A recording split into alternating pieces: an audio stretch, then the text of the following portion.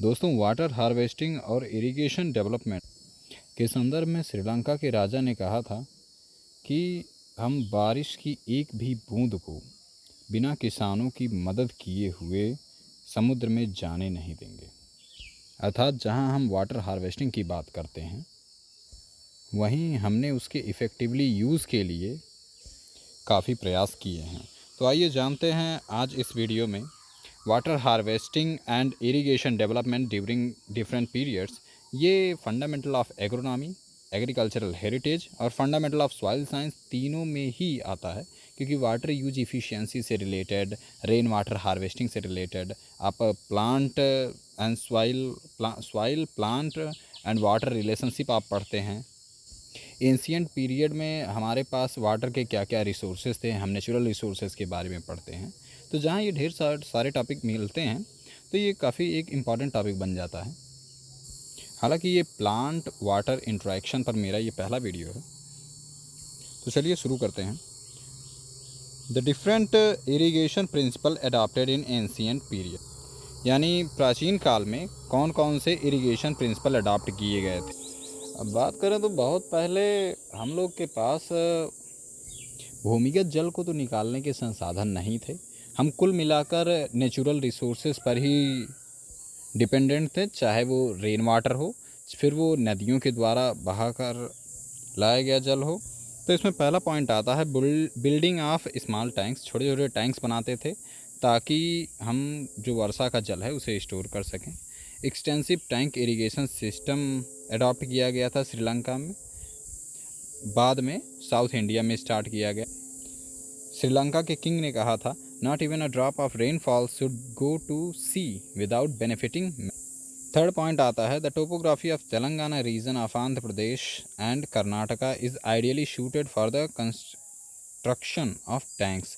जो आंध्र प्रदेश और कर्नाटका की टोपोग्राफी कुछ इस प्रकार थी कि जो टैंक्स होते थे, जो छोटे छोटे तालाब टाइप के बनाए जाते थे, जैसे तालाब, तलई, नदा, नदी, अब आगे आप पढ़ेंगे जो एंशियंट टेक्निक्स थी वाटर को स्टोर करने की।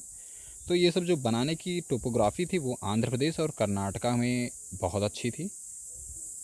चोल शासकों ने जिस प्रकार की जल को स्टोर करने के टैंक्स वगैरह बनवाए थे, वो आज भी तमिलनाडु में देखने को मिलते हैं। नेक्स्ट है जो कंटिन्यूस सप्लाई है इरिगेशन की, वो कहीं ना कहीं कैनाल से, कुओं यानी वेल, पॉन्ड तालाब और लेक यानी झीलों से मिलते थे, जिन पे एंशियंट एग्रीकल्चर काफ़ी हद तक डिपेंडेंट था। नेक्स्ट पॉइंट है, every farmer emphasises the efficient and skilful use of water. पहली बात तो हमारे पास जल के तो पर्याप्त संसाधन थे नहीं, ठीक है, और फिर ऐसे में अगर लोग उस पानी को बर्बाद करते तो ये तो अच्छी बात ना होती। इसीलिए जो किसान थे उन्हें जो efficient amount of water uses हैं वो सब उनके नॉलेज होनी चाहिए। वही कहते हैं ना, स्किलफुल होना चाहिए कि जल का हमें किस प्रकार उपयोग करना है, क्योंकि हमारे पास तो संसाधन सीमित थे। नेक्स्ट है, it is also suggested that preference of the use of water should be in the order of food crop, vegetables and flowers. तो जो प्रेफरेंस दिया जा रहा था जल के इस्तेमाल का, वो पहले फूड क्रॉप में आप दीजिए, ठीक है, मैक्सिमम अमाउंट ऑफ वाटर, फिर उसके बाद वेजिटेबल्स में और फिर फर्दर फ्लावर्स में, ठीक। नेक्स्ट पॉइंट है, जो टैंक्स होते थे जिनमें रेन वाटर स्टोर किया जाता था, वो तो दो तीन पर्पज़ों से किया जाता था, ठीक है। एक तो पहला ये होता था कि पीने के लिए पेयजल की उपलब्धता हो, ठीक है, और दूसरी बात होती थी अन्य जो डोमेस्टिक एक्टिविटीज़ हैं उनको करने के लिए, और थर्ड पॉइंट था इरिगेशन वगैरह के लिए, ठीक है। तो इन सभी को जब हम करते हैं तो कहीं ना कहीं हमें क्लीन वाटर चाहिए होता है, चाहे वो इरिगेशन के लिए हो, चाहे वो कपड़े धुलने या फिर अन्य डोमेस्टिक वर्क्स के लिए हो, जैसे खाना बनाने, और नहाने के लिए तो साफ़ पानी होना ही चाहिए, पीने के लिए भी होना ही चाहिए। तो इन सभी के लिए जो टैंक्स बनवाए गए थे, उन टैंक्स में सफाई के लिए एक कमेटी बिठाई गई थी, यानी एक कमेटी गाँवों गाँवों में थी जो इन सभी को काम देखती थी। उस कमेटी का नाम था इरीवरियम, ये साउथ इंडियन नेम है। इरीवरियम वही कमेटी थी जो टैंक्स की साफ़ सफाई का काम देखती थी, और कभी इनकी मरम्मत करनी हुई या फिर इनसे रिलेटेड एक्टिविटीज़, वो सब यही देखते थे। चलिए आगे बढ़ते हैं। अगला है history of irrigation development in India, यानी इरिगेशन का किस प्रकार डेवलपमेंट हुआ है भारत में, वो हम देखते हैं। तो कुछ 5 पीरियड्स हैं। पहला एंशियंट पीरियड, फिर चालकोलिथिक पीरियड, थर्ड है वैदिक पीरियड, फोर्थ है पांड्याज एंड चोल पीरियड, फिर उसके बाद है मेडिवल पीरियड। तो आइए जानते हैं सबसे पहले एंशियंट पीरियड में। तो तकरीबन 2500 से 1000 BC के आसपास का ये पीरियड माना जाता है। इसमें इरिगेशन का डेवलपमेंट क्या हुआ, people settle near the bank of river, लोग नदियों के किनारे बसना पसंद करते थे। इससे 2 फ़ायदे होते थे, एक तो उन्हें जल मिल जाता था पीने के लिए, स्वच्छ जल मिल जाता था नदियों का, और दूसरा जो था, नदियाँ जो सेडिमेंट्री रॉक्स को काट के ला ला के यहाँ पे बाद में वेदर्ड करके उन्हें एक जो गाद जमा करते थे अपने नदियों के अपने किनारों पर, तो उससे एक उपजाऊ मृदा का निर्माण होता था जिसे दोमट मिट्टी कहते हैं। और उस मिट्टी में चूँकि यह उपजाऊ है तो फसल उत्पादन से भी संबंधित समस्याएं नहीं होती थी। और तीसरी बात है कि इरिगेशन के लिए तो पानी है ही है नदी में। तो 3 पर्पसेस थे मुख्यतः, कि पेयजल के लिए जल की उपलब्धता हो जाती थी, और जो साथ में रिलेटिव डोमेस्टिक वर्क्स रहे हों उनके, और दूसरा था कि वहाँ की मिट्टी उपजाऊ होती थी जिससे फसल उत्पादन में समस्या नहीं होती थी, तो तीसरा जल की कोई समस्या नहीं होती थी। चूँकि एंशियंट पीरियड जो कि 2500 से 1000 BC के आसपास है, इसमें जो हम इरिगेशन के लिए ट्रांसलोकेशन ऑफ वाटर का यूज़ करते हैं, मतलब कहीं दूर कोई वाटर रिसोर्सेज है उससे हम करीब 1 किलोमीटर, 10 किलोमीटर या 20 किलोमीटर दूर वाटर ले जा सकें, तो ये संसाधन नहीं थे, तो लोग नदियों के किनारे बसना पसंद करते थे। ठीक है, तो getting water for drinking and irrigation purpose. Chalcolithic period में देखते हैं, 3000 से 1700 BC के आसपास ये पीरियड है। Practice of irrigation to crop was evolve, यानी जो फसलों में इरिगेशन है वो ट्रांसलोकेशन के थ्रू पहुंचा करके कितनी भी दूरी पर हो वो ले जाते थे। फिर वैदिक पीरियड की बात करें तो 1500 से 1600 BC के आसपास है। People employed craftsmans to dig channels from river to their field, यानी इसमें जो नहर एक तरह से कहें, कैनाल जो होती है, वो खुदवाने का काम शुरू किया गया। कहाँ से, नदी से लेकर के जो खेत होते थे उनके खेत तक। ठीक है, वैदिक पीरियड में। फिर पांड्याज या चोल शासन, इसमें फर्स्ट सेंचुरी यानी मतलब जो पहली शताब्दी है, 300 AD के आसपास, irrigated rice cultivation started during this period, यानी जो सिंचित क्षेत्र प्रोवाइड कराए गए राइस की कल्टीवेशन के लिए। ठीक है, यानी जो धान का उत्पादन था इसके लिए सिंचित क्षेत्र उपलब्ध हुए। इसमें डैम का निर्माण कराया गया और टैंक का निर्माण कराया गया इरिगेशन के लिए। ठीक, फिर मेडुअल पीरियड की बात करें तो 1200 से लेकर के 1700 तक, 1700 ईस्वी तक, इसमें irrigation was developed during Mughal period. इसमें अधिकांश शासन मुग़लों का ही रहा है, तो जो कुछ भी डेवलपमेंट होगा उन्हीं के शासन में होगा। तो canals, dams and tanks were constructed, तो इसमें डैम बनाए, बांध बनाए गए, जो नहरें हैं वो नहरें बनाई गई और टैंक्स बनाए गए। ठीक है, और बाद में construction of Western Yamuna Canal, Western Yamuna Canal वो नहर से, यमुना नहर से परिचित हैं आप सभी।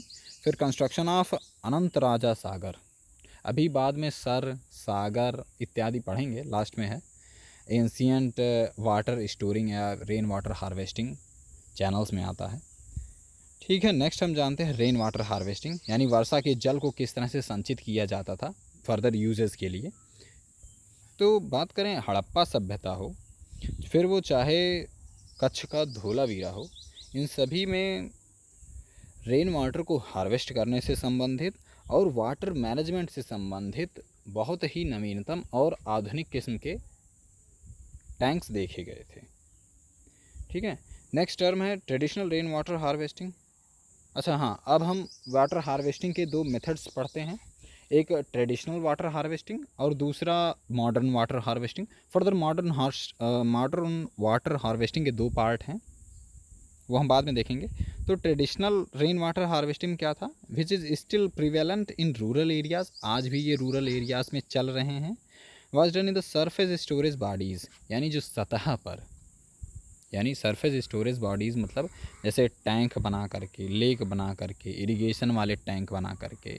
ठीक है, मंदिरों के पास में जो टैंक्स होते थे, इन सभी में जो सरफेस पे स्टोर किया जाता था जल, वही सरफेस स्टोर बॉडीज़। तो ट्रेडिशनल में जैसे नदी हुआ, तालाब, सॉरी नदी नहीं, तालाब हुआ, तलाई हुआ, इन सब में स्टोर किया जाता था जल। ये ट्रेडिशनल रेन वाटर हार्वेस्टिंग में आते थे। फिर मॉडर्न की बात करें,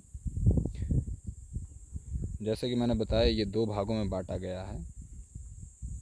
एक होता है आर्टिफिशियल रिचार्जिंग एंड दूसरा है rain water harvesting. The former classified into absorption pit method and absorption well method.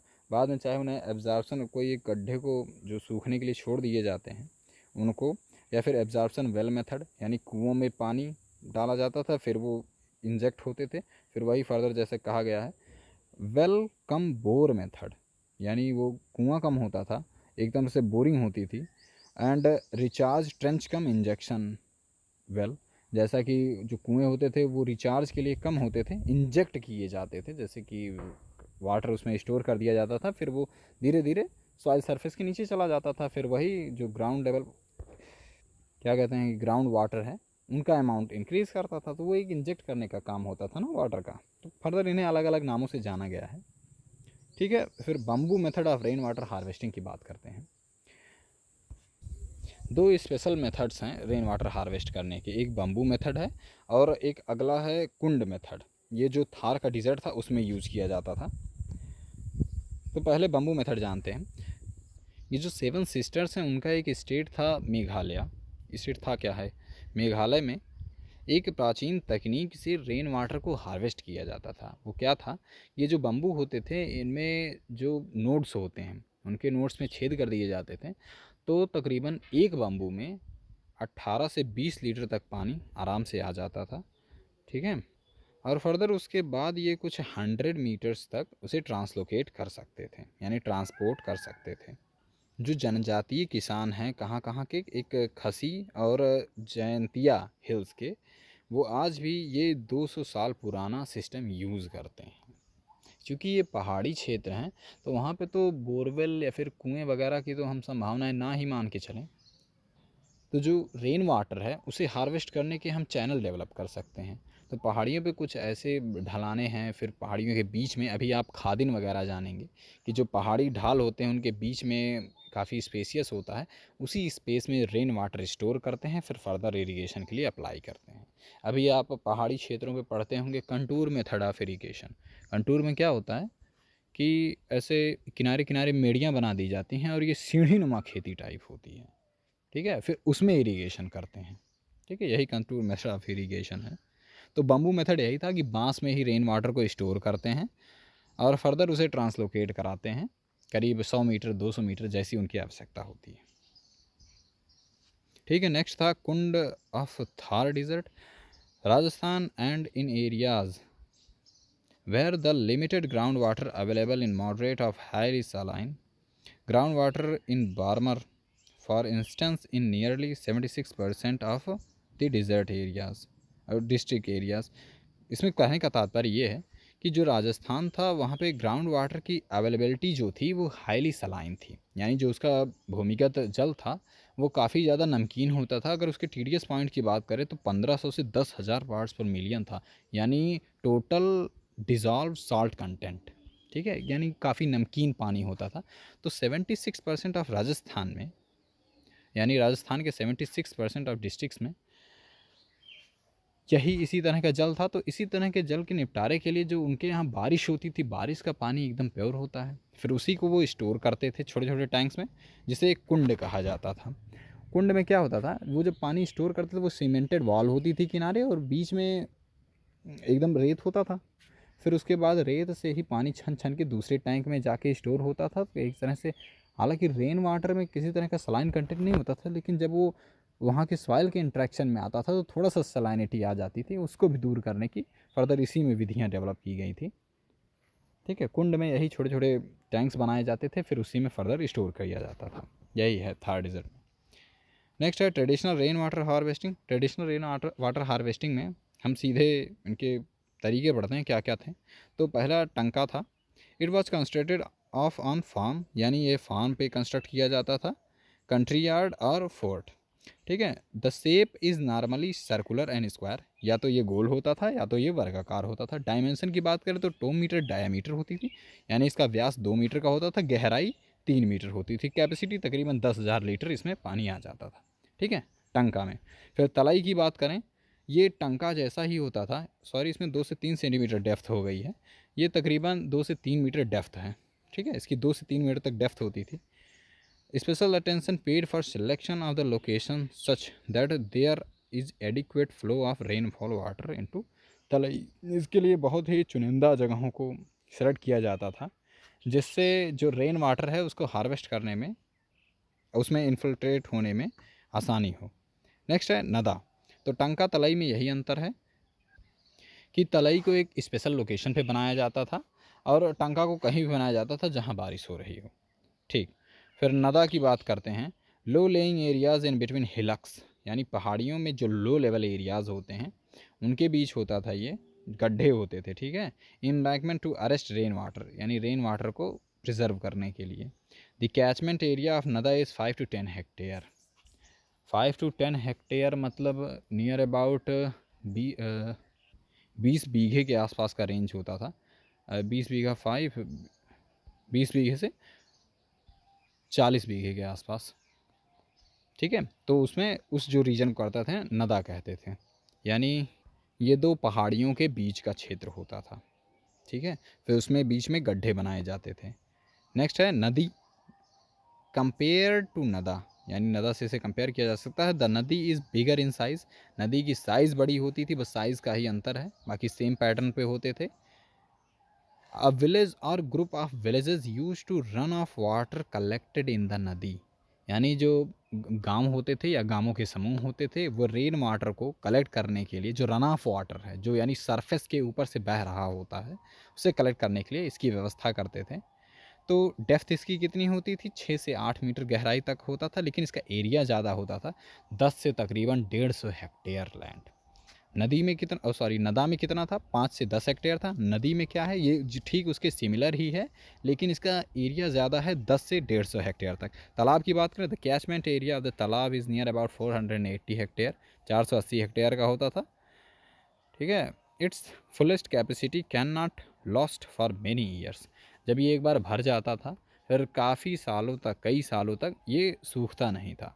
यही इसका ज़्यादा क्षेत्रफल करने का उद्देश्य था। खादिन की बात करें, accumulation of run of water in between hillocks is known as khadin, यानी जो पहाड़ियाँ हैं उसके बीच में जो रन ऑफ वाटर स्टोर होता है उसे खादिन कहते हैं। खादिन मीन्स कल्टीवेशन क्रॉप्स, यानी इसका मतलब होता है जोत वाली फसलें।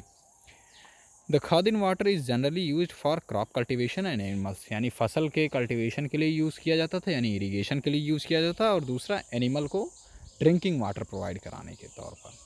तो आज के लिए बस इतना ही, धन्यवाद। नेक्स्ट किसी टॉपिक के साथ, नेक्स्ट किसी दिन किसी टॉपिक पे मिलेंगे।